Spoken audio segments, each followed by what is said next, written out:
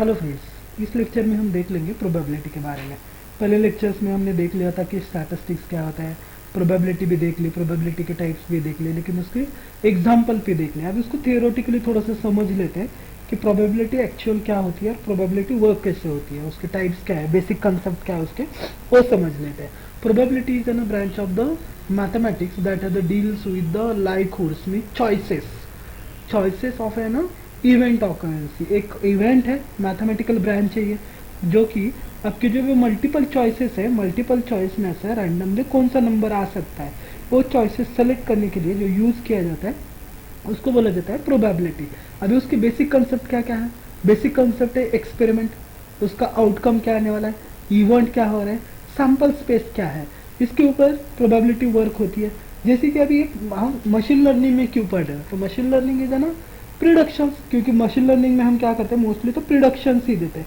तो प्रिडिक्शंस देने के लिए जो जरूरत पड़ती है वो है आपकी मशीन लर्निंग एल्गोरिथम, जो कि रिग्रेशन एल्गोरिथम है या फिर क्लासिफिकेशन एल्गोरिथम है, उसके ऊपर हमें प्रिडिक्शंस देने पड़ते हैं। तो वो प्रिडिक्शंस देने के लिए जो यूज होता है वो प्रोबेबिलिटी। अभी उसकी बेसिक कंसेप्ट है एक्सपेरिमेंट। एक्सपेरिमेंट मीन्स हम एक डेटा सेट है, उस डेटा सेट के ऊपर कितनी बार एक्सपेरिमेंट कर रहे हैं या फिर कितने इवेंट्स हम उसके ऊपर ऑकर्ड कर रहे हैं, कितने इवेंट्स हम उसके ऊपर यूज कर रहे हैं, उसको बोला जाता है एक्सपेरिमेंट। नेक्स्ट इज है ना आउटकम। आउटकम मीन्स जो हमने एक्सपेरिमेंट दिया है उसके ऊपर जो हमारे रिजल्ट मिला है या फिर जो हमें आउटपुट मिला है उसे बोला जाता है आउटकम। सपोज मैंने कॉइन जो है टॉस किया, टॉस करने के बाद मुझे हेड मिला, फिर से कॉइन टॉस कर दिया, फिर से टेल मिला, फिर हेड मिला। मीन्स कितनी नंबर ऑफ टाइम्स मैं इवेंट ऑकर कर रहा हूँ या फिर इवेंट वर्क कर रहा हूँ, उसके ऊपर मुझे जो आउटकम आ रहा है इसको अर्थ ना इवेंट ऑकर या फिर उसको हम रिजल्ट बोलते हैं, रिवॉर्ड्स बोल सकते हैं। वो इज ना आउटकम। इवेंट मीन्स ना कलेक्शन ऑफ द वन और मोर आउटकम्स। इवेंट मीन्स क्या होता है, एक या एक से ज्यादा आउटकम जो हमें मिलते हैं। For example getting an event number when we ना रोलिंग अ डाई, जो डाई रोल करते हैं हम उसको, तो रोलिंग डाइस करने के बाद उसको रिजल्ट क्या आ रहा है, नंबर ऑफ इवेंट्स कितने वर्क कर रहे हैं। Event means collection of outcomes, collection of outcome इसको रिजल्ट ही बोला जाता है। Sample space the set of the all possible outcome of an experiment. आपका जो भी डेटा सेट है उसके ऊपर जो भी सैंपल्स मीन्स पॉसिबल आउटकम्स जो आने वाले हैं, जिसको हमने रिकॉर्ड किया है, पॉसिबल आउटकम ये आ सकता है, पॉसिबल आउटकम ये आ सकता है, जिसको हमने रिकॉर्ड किया है उसको बोला जाता है, इसको अर्थ है ना सैंपल, उसको हम बोलते हैं सैंपल। ओके, तो सैंपल के ऊपर वर्क करता है। नेक्स्ट है ना उसके टाइप ऑफ प्रोबेबिलिटी, कितने टाइप की प्रोबेबिलिटी है, theoretical probability, experimental probability, subjective probability. ये प्रोबेबिलिटी के क्या है, टाइप्स है। पहला है थ्योरेटिकल प्रोबेबिलिटी। थ्योरेटिकल प्रोबेबिलिटी के अंदर calculate the based on the possible outcomes.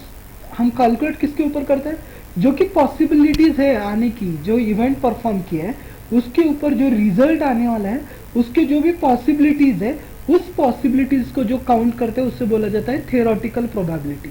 Next आता है आपका, उसका एग्जांपल अगर देखा जाए तो for example the probability of the getting the heads in the fair coins, flip करने के बाद हेड्स कितना आ सकता है, उसकी फेयर क्या होता है वो दिखा जाता है। बाद में आता है एक्सपेरिमेंटल प्रोबेबिलिटी। एक्सपेरिमेंटल प्रोबेबिलिटी के अंदर calculated based on the outcome on the actual experiment और ट्रायल। एक्चुअल हम एक्सपेरिमेंट क्या कर रहे हैं या फिर एक्चुअल हम ट्रायल क्या ले रहे हैं, उसके ऊपर जो आउटकम्स हमें मिल रहा है उस आउटकम को बोला जाता है, या फिर उस जो रिजल्ट आ रहा है उस रिजल्ट को बोला जाता है एक्सपेरिमेंटल प्रोबेबिलिटी, क्योंकि हम एक्चुअल इवेंट परफॉर्म कर रहे हैं, थ्योरेटिकल नहीं करते। थ्योरेटिकल में हम क्या करते हैं, सिर्फ सोचते हैं इसका आउटपुट ये आ सकता है, इसका आउटपुट ये आ सकता है, इसका आउटपुट ये आ सकता है, वो सिर्फ हम सोचते हैं। लेकिन एक्सपेरिमेंटल प्रोबेबिलिटी के अंदर हमें हो इवेंट ऑकर्ड करते हैं या फिर इवेंट एग्जीक्यूट करते हैं। एग्जीक्यूट करने के बाद जो हमें आउटपुट मिल रहा है उसे बोला जाता है एक्सपेरिमेंटल प्रोबेबिलिटी। मीन्स कॉइन को टॉस किया 100 टाइम, क्योंकि हम एक्चुअल में टॉस कर रहे हैं, एक्चुअल में टॉस कर रहे हैं, इसको अर्थ है ना एक्सपेरिमेंटल प्रोबेबिलिटी। नेक्स्ट है subjective probability. Subjective probability is based on personal judgement.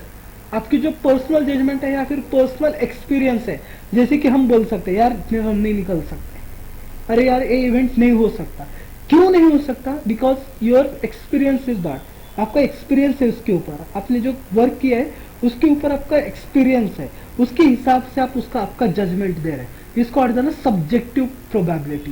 ये तीन टाइप की आपकी प्रोबेबिलिटी है, theoretical probability, experimental probability and subjective probability. ये तीन टाइप के आपके प्रोबेबिलिटीज है। नेक्स्ट, प्रोबेबिलिटी के रूल्स क्या क्या है, कौन से रूल्स पर प्रोबेबिलिटी वर्क करती है? पहला रूल है आपका एडिशन रूल। एडिशन रूल्स के अंदर क्या होता है? The probability of the unique of two events A और B is the sum of their the individual probabilities. A और बी की सम की जाती है, इंडिविजुअल एडिशनल्स किए जाते हैं, उस एडिशनल को बोला जाता है ना individual additional probability, additional rule बोला जाता है। दोनों का ए और बी की एडिशन करना है। जैसे कि फॉर्मूला है A union B is equal to A plus A probability of A plus probability of B minus probability of intersection of B. इसको असाइन करना is an rule of the probability, additional rule. Next is an multiplication rule, multiply करना है। Multiplication is an instructions intersection of the two independent event, दो अलग अलग event का interception करना। Interception करना मीन्स मल्टीप्लिकेशन करना इंडिविजुअल प्रोबेबिलिटी के साथ। नेक्स्ट आता है कॉम्प्लीमेंट रूल, कॉम्प्लीमेंट निकालना। इसका कॉम्प्लीमेंट कैसे निकालते हैं हम देख लिया उसको मैथ में, सॉरी इलेक्ट्रिकल के प्रोग्राम्स में, या फिर आपका माइक्रो प्रोसेसर की प्रोग्रामिंग होगी तो उसके हमने फिजिक्स में अगर आप पढ़ लिया कॉम्प्लीमेंट कैसे निकालना, 1 का 0 और 0 का 1 होता है, 1's कॉम्प्लीमेंट 2's कॉम्प्लीमेंट। उसी तरीके से कॉम्प्लीमेंट भी रूल है। Probability of the complement of an event not A is 1, means the probability of the event is p of complement of a is equal to 1 minus probability of a is a rule of the probability। ये तीन rules use किए जाते हैं। Addition का rule है, multiplication का rule है और कॉम्प्लीमेंट का। एडिशन के अंदर हम क्या कर सकते हैं? यूनियन कर सकते हैं। मल्टीप्लिकेशन के साथ हम कर सकते हैं इंटरसेक्शन, और कॉम्प्लीमेंट के साथ हम कॉम्प्लीमेंट लिखते हैं 1 और 0 के तरह। ओके, नेक्स्ट है इज एन प्रोबेबिलिटी डिस्ट्रीब्यूशंस, जो हमने ऑलरेडी देखी है। डिस्क्राइब द प्रोबेबिलिटी डिस्ट्रीब्यूशंस में describe the probability of the outcome, describe the random variable. Random variable से हमें जो भी आउटपुट आ रहा है उसे बोला जाता है describe probability distributions. Next, continuous probability distribution distributes the probability of outcome of a continuous random variable. जो रनिंग वेरिएबल्स है उसके ऊपर, means height of the people, वो चेंज नहीं होती है, कंटिन्यूअसली चलती रहती है, उसको बोला जाता है कंटिन्यूअस प्रोबेबिलिटी डिस्ट्रीब्यूशन। ये दो टाइप के आपके प्रोबेबिलिटी डिस्ट्रीब्यूशंस मेनली यूज किए जाता है। कॉमनली डिस्ट्रीब्यूशंस कौन से यूज किए जाते हैं जो हमने देख लिए थे? बायनोमिनल है, नॉर्मल है और पॉइजंस है। ये तीन जो प्रोबेबिलिटी के रूल्स है, सॉरी ये प्रोबेबिलिटी के डिस्ट्रीब्यूशंस है, ये हम नॉर्मली यूज करते हैं। ओके, नेक्स्ट अभी देखते हैं इसके लिए मेन जो इम्पोर्टेंट है वो है आपका बायस थ्योरम। बायस थ्योरम क्या वर्क करता है? बायस थ्योरम वर्क कैसे होता है प्रोबेबिलिटी के ऊपर? Bayes theorem is an powerful fundamental concept of the probability theory. It describes how to update the probability of the hypothesis based on new events, new evidence, named after the Revent-Thomas bias। उसका name है जो अभी probability बायस theorem क्यों use करना है? तो updated जो versions है या फिर हाइपोथेसिस बेस्ड जो न्यू इवेंट एविडेंस मिल रहे हैं उसके ऊपर हमें अप्लाई करना है बायस थ्योरम को। अब ये बायस थ्योरम उसका नेम है रिवेंट थॉमस बायस, तो उसके लिए हमने उसका नाम दिया Bayes theorem.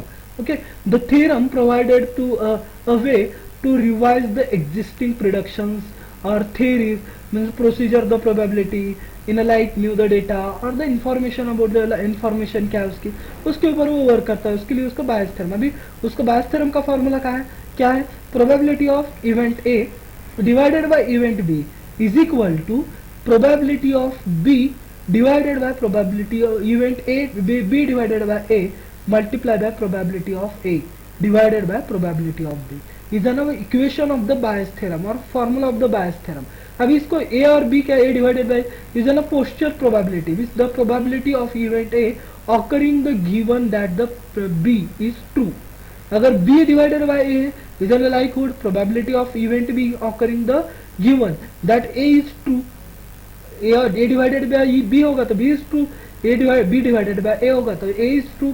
A is the superior probability means initial probability of the event A before considering the B. B consider करने से पहले जो इवेंट वर्क होता है उसे क्या बोला जाता है? A. Okay, probability of B is the marginal likelihood means the total probability of the event occurring. B event कितने ऑकर्स हुए उसके लिए यूज किया जाता है.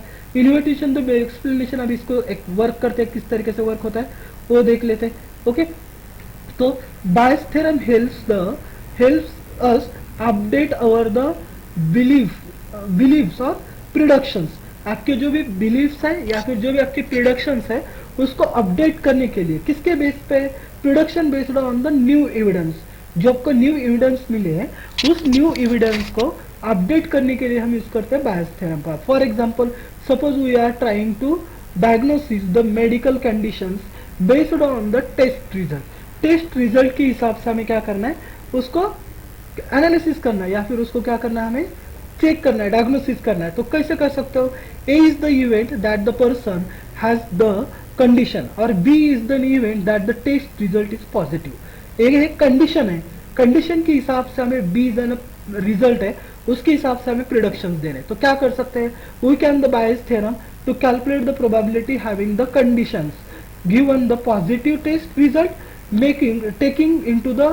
taking into account accuracy of the test and the prevalence of the condition. prevalence condition क्या कि उसके ऊपर हमें एनालिसिस करना है. तो एग्जांपल देख लेते हैं.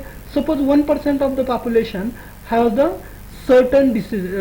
सर्टन डायसिस है, तो प्रोबेबिलिटी ऑफ ए कितना मिला? पॉपुलेशन के अंदर 0.01%. The test for the disease is 99%. Accuracy 99% accuracy, meaning it accurately identify the 99%. Those with the diathesis is an B divided by A is equal to 0.99%. Means A is an true. क्योंकि B और B divided by A होगा तो B is an true होगा. लेकिन हमें जो diocese पे result मिला है कंडीशन बेस्ड वो ट्रू है, तो उसके लिए हमें B डिवाइडेड बाय A करना पड़ेगा. And false the identifying the 5%. Those the without the disease is B divided by minus A is equal to 0.05. Find the probability that the person has the diathesis given the positive test result P divided by A is equal to P divided by A is equal to P divided by B divided by A into P of A divided by probability of B. Find the P of B. P of B हमें find out करना है. तो P of B find out करने के लिए P of A B divided by A multiplied by P of A plus P of B divided minus P of A into P of A disease करना है. तो work कैसे होगा? तो इसका formula P of probability of B is equal to 0.99% minus divided by 0.01% plus 0.05%. 0.05% is ना identify the false identify हुआ है वो. ओके, तो उसकी वैल्यू हमें डायरेक्टली मिल गई है. माइनस 0.99 मीन्स पूरा टोटल हमें कितना मिलता है? 0.0594%. Now applying the Bayes theorem. Bayes theorem apply करने के बाद इसके ऊपर 0.99 minus 0.01 divided by 0.0594 is equal to 0.1657. तो so the positive test result or the probability that the person actual has the diathesis is approximately 16.67% is ना diathesis. Okay, तो इस तरीके से हम इसको ये कर सकते हैं, फाइंड आउट कर सकते हैं. उसी तरीके से और एक एग्जांपल फॉलो करते हैं. Is an email spam filtering. हमें ईमेल का स्पैम फिल्टरिंग करना है. तो सिनेरियो का है, imagine you are the receive the mails and want to determine the whatever the it is in spam or not, you have to large data set to email labeled on the either spam or not spam. By analyzing the words in this email, you can use the Bayes theorem to calculate the probability that now new email is spammed based on is in a word conditions. आपको एक problem solve करना है. Scenario ये है कि आपके पास जो भी मेल्स आए हैं उस मेल को आपको फाइंड आउट करना है. वो मेल स्पैम्ड मेल है या फिर नॉट स्पैम्ड मेल है. प्रोसेस पहली ट्रेनिंग डेटा करना है, collecting the data from the mail label, spam और नॉट स्पैम का डेटा कलेक्ट करना है. Calculate the probability mean pure probability means P spam और P not spam. the overall the probability of an email begin spam or not spam is ना training data set होगा। उसके बाद लाइकहुड्स check करने probability word spam है या फिर word not spam है, ये फाइंड आउट करना है। The probability of the specific words approaches is spam mail, various is not an spam mail, तो उसको फाइंड आउट करो। Apply the Bayes theorem apply करो। बायस थ्योरम का फार्मूला क्या है, the now the email is containing the certain word, calculated the probability that is then a spam using the formula word spam divided by words, p into word divided by spam minus spam divided by word। तो इसको here spam word is then a poster probability that are the email is spam given in the words if the content। for example explain the calculation क्या करना है explain आपको। suppose the training data set shows 40% emails are spammed, means उसकी value क्या आ जाए, ये suppose करना है आपको, कंसिडर करना है कि वो कंसिडर करके 40% में 0.4% द स्पैम है। The word discount approach is the 30%, means P discount divided by spam is equal to 0.3% है, और डिस्काउंट अप्रोच कितना है 5%, means discount divided by spam not spam is 0.5% हो जाएगा।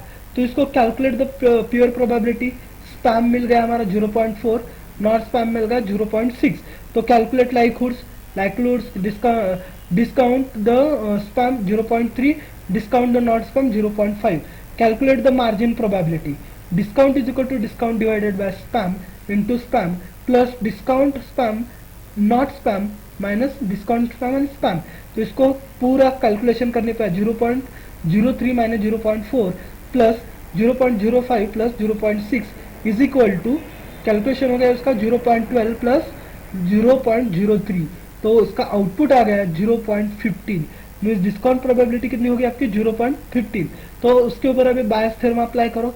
बायस थ्योरम क्या है आपका, spam discount divided by spam minus spam divided by discount. तो 0.3 minus 0.4 divided by 0.15 is equal to 0.13 multiply minus नहीं multiply 0.12 divided by 0.15 is equal to 0.8. So the given that the email contain the discount, so they are the 80% probability of it that is an spammed। 80% mail आपके पास spam mail आ सकते हैं जना probability. So that the mail contains the word discount there is an 80% probability that is occur. आपकी spam mail की probability कितनी होगी 80% हो गई। तो इस तरीके से हम बायस थ्योरम अप्लाई कर सकते हैं। इसको आपको प्रैक्टिकली करना है, उसका जो भी डाउट होगी आपको कमेंट में डालना है। Okay, thank you. Next lecture हम नेक्स्ट टॉपिक पे नेक्स्ट लेक्चर देख लेंगे।